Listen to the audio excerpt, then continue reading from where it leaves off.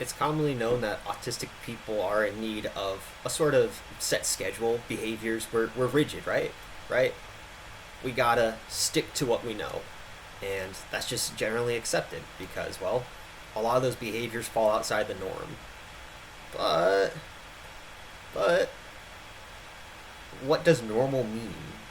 I'm not trying to be super deep with that, as if you've never thought of that. Of course, we've all thought of what is normal, anyways.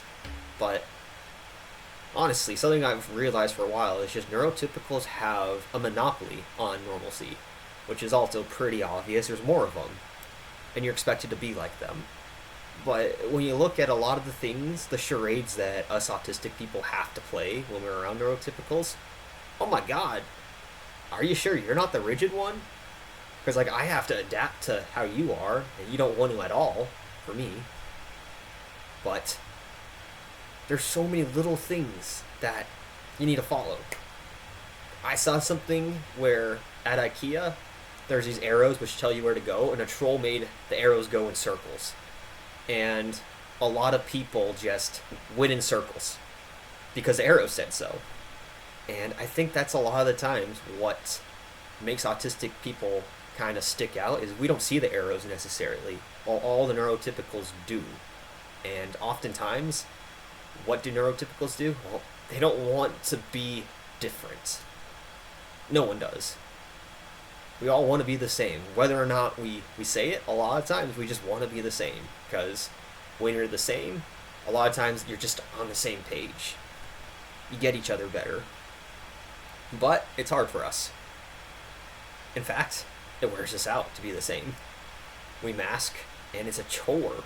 It's a chore to be around a lot of people a lot of the times. I know me personally, I need to kind of plan things out and make sure I'm good for that day if I want to go to a big gathering. Because, yeah, I know it's going to be a lot. I know it's going to be a lot. But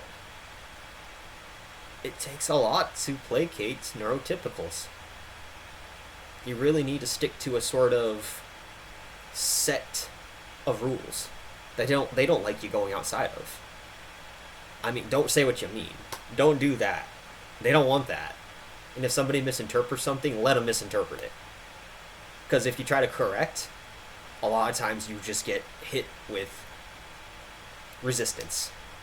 And if you try to do your best, not even being rude, point out how that's not what I was saying. I was actually saying this. Oh my god, do they get mad?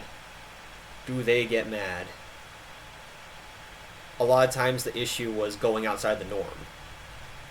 They don't want to know what you mean. They don't care. That's different.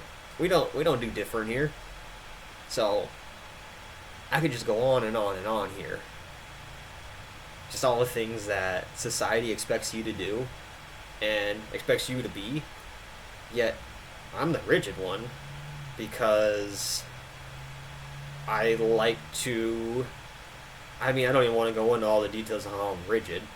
I have a set schedule, you know? I wake up around the same time, get a workout in around the same time, drink my coffee around the same time. Kind of rigid.